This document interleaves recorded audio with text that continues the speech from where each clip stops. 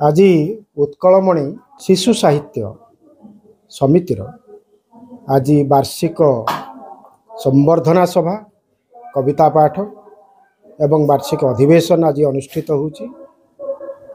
एटा अत्यंत गौरवर विषय जे संपादक जे अछंती हमरो आवाहक जो माने अछंती से माने सुंदर भावरे ये उत्सवटीर सफलता पाई सबु प्रकार चेष्टा करिसेंती। राज्यर विशिष्ट शिशु साहित्यक माननकु आज संवर्धना करा जिवो एई उत्सव रे एवं अनेक शिशु कविता मध्य वर्तमान भी पाठ करा हुची।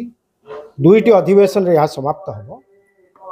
एटा गोटे शिशु पत्रिका जार नाम होची शिशु विभव ताहा मध्य आज उन्मोचित हबो एवं अन्यान्य पुस्तक मध्य विभिन्न लेखक मानक द्वारा जहाँ प्रकाशित होती सद्य प्रकाशित होती से गुड़िक मध्य आज उन्मोचित हो। आजिर शिशु मानक मु कहबी शिशु तो हेबे युवक युवपीढ़ी यही शिशु मानक जदि आमे प्रकृत मार्गदर्शन करई परिबा प्रकृत रे सेमाने भविष्यत नागरिक एवं सेमाने निश्चित भाव रे आम देशर जो गौरवोज्वल परंपरा अच्छी जो मूल्यबोध अच्छी ताकू जेमती सेमाने तांको जीवन रे जागरूक करिवे एवं उत्तम नागरिक हवा संगे संगे ए पृथ्वी को सेमाने आलोकित करिवे।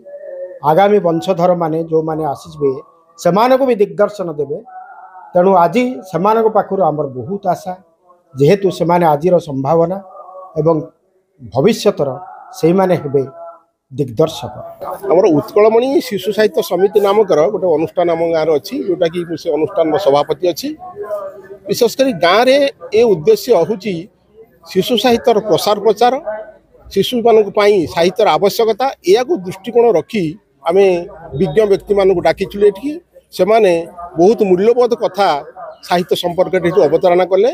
तापर आम अंचल शिशु साहित्य जो मैंने लिखती से कवि मैंने उपस्थित होती से शिशु कविता पाठ कले। आम शिशु साहित्य विभिन्न लोक कि लोक संवर्धित कलु जोटा कि आम मुख्य उद्देश्य हूँ ग्रामांचल यार प्रसार प्रचार घटू यार अभिवृद्धि घटू लोक सचेतन हूँ साहित्य प्रति। उत्कलमणि शिशु साहित्य समितिर वार्षिक उत्सव यही अवसर में अनेक शिशु साहित्यिक मानक सम्बर्धित करा सहित शिशु कविता पाठ एवं शिशु साहित्य पर आलोचना चली।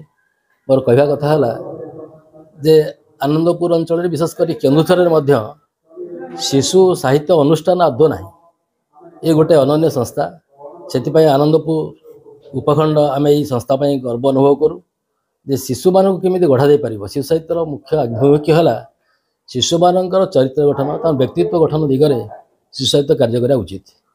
एवं द्वितीय कथा है वर्तमान शिशु माने जो मोबाइल सहित संयुक्त हो पाठ प्रति आदौ आग्रह प्रकाश करूना पठन अभ्यास ठार से दूरे दूरे जाऊँच। तेणु साहित्य एमती भाव हवा कथा शिशु मान एभली लेखा जा कथा रचना सब हवा कथा जहाँफल शिशु मान मनरे प्राणरे गोटे आग्रह सृष्टि हम से अध्ययन करेंगे। पुस्तक अध्ययन जो अभ्यास कमी कमी जाऊँगी ताकि अधिक बढ़े।